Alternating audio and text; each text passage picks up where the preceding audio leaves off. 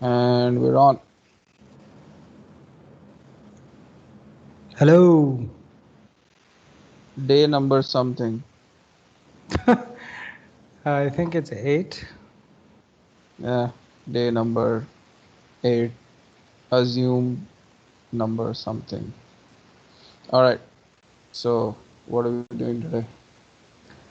So we got a couple of interesting comments on the restaurant discussion we had last, and Mhm. we will circle back to that. But I think we should start with hospitality today. Yeah. Do you want to just share the interesting content that was shared by Rafe? Yep. Sharing Um, screen now. Can you see my screen? yes. Okay. Going full screen there. Moving your face across. All right. Yes. We're all set. Yeah, it's And right over the title, which is distancing in comfort. So basically, Rafe had a couple of queries around hospitality and what um, players in the hospitality space could do. So he gave us an example of this, frankly, not a bad offer from PC in Lahore and Karachi. And PC, for those of you who don't know, is a very well-known and quite leading chain of theoretical five-star hotels. And this is for their two branches in Lahore and Karachi.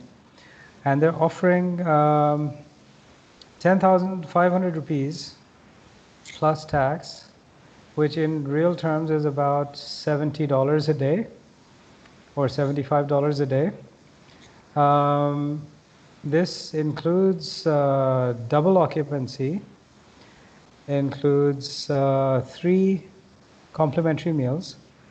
It includes in-room entertainment, laundry services, mineral water, fruit basket, um, online yoga and exercise sessions. It's frankly, it's really pretty good value for money if you're up for it.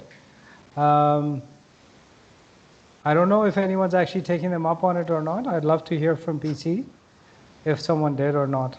But oh, by the way, they're also giving you masks and hand sanitizer, and they're doing sanitization of your room every day and so on and so forth.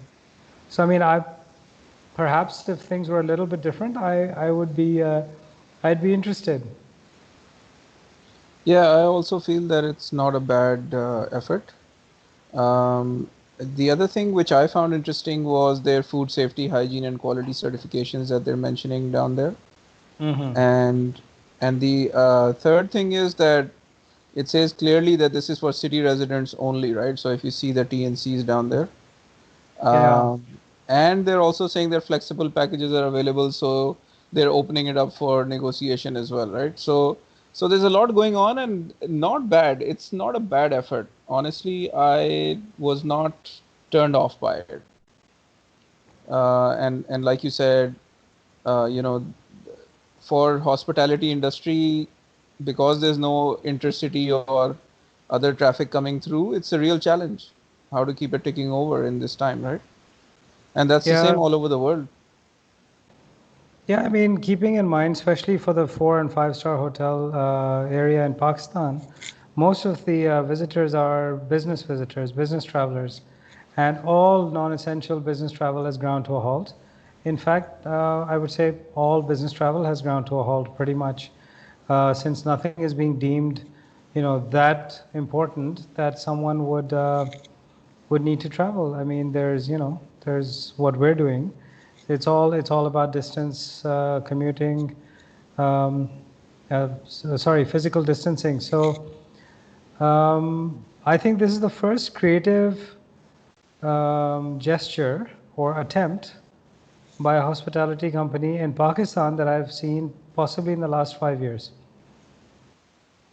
Yeah, it's interesting. I feel that whereas some people may think that the hospitality industry should open its doors for quarantine and doing this and that. I mean, that's one part of it, and some hotels are government official government quarantine stations now in Islamabad, especially for flights Mm. coming in. For those who don't have that particular contract, what are they supposed to do, right? Are they just supposed to lay off all their employees and shut down and just weather the storm? I mean, just like PC Gawada used to do in the old days? Or are they supposed to come up with something creative like this and see what happens? So it's interesting. Well, I won't rule it out. yeah, so here's the thing. In Islamabad, there's a shortage of hotels anyway. There's Hmm. literally like 2 hotels that you could go to, and then you're out of options. And I think if you look at bigger picture, if you look at Makkah and Medina, where you've got hundreds of hotels with thousands upon thousands of people who are working there, who are dependent on tips, for example, because their basic salaries are like $250 a month, um, and they basically survive on tips. What are those people supposed to do? Are those hotels supposed to continue functioning? There are zero visitors at the religious sites right now. Yeah, Zero. yeah, yeah, yeah. Uh, so what is the industry supposed to do? This is the time where they should get creative, and I think that this species is a good example. But there's probably a lot more they could do. They could start doing food service. They've got a massive capability to produce a large number of meals every Mhm. day. At the very least, they should be putting that entire kitchen to work to do home delivery of food and do it at cost. Keep people, keep people on board, keep people working and employed, and at the same time, build brand equity by giving out PC food at one third the actual ticket cost, for example, Yeah, or I have an idea for you for that. How Mhm. about a PC mystery box where every day or whatever you subscribe, you get a mystery food item Mhm. nicely packaged with the health and safety standards and is delivered to your door. And that's, you pay a small subscription fee for it. Mhm. And, one day could be chicken tikka, the other day could be a steak, could be a sandwich, could be, and, hotels like PC have so many different restaurants and capabilities, right? Yeah, And so if you want to keep the kitchen ticking over, do a mystery box. I think I that'll think give that's them, a great idea. yeah. I think that's a great idea, and that's probably applicable for a lot of restaurants nowadays. Mm-hmm. Um, I think that people are just not getting creative with their delivery options. I mean, Baikia, for example, in Karachi, has started working with the government to deliver ration to people's houses. Mm-hmm. Because they have a fleet of whatever it is, 30, 40,000 bike riders.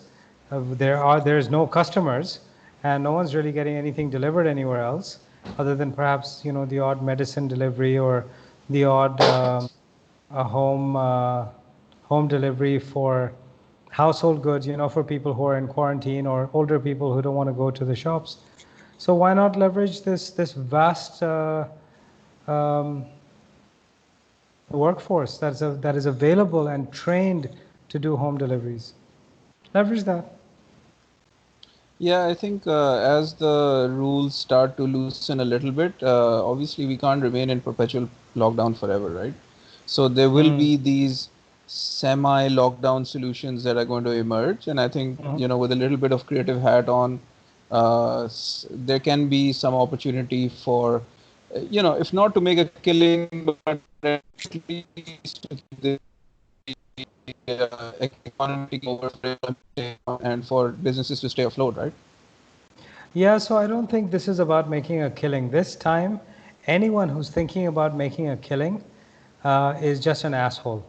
And the example there is of that. I don't know if you've seen this video of the billionaire owner of a pharmaceutical company who's telling Bernie Sanders to get off his ass, because Bernie's talking about socialization of medicine, and bringing down insurance premiums and bringing down the ridiculous costs of pharmaceuticals in the U.S.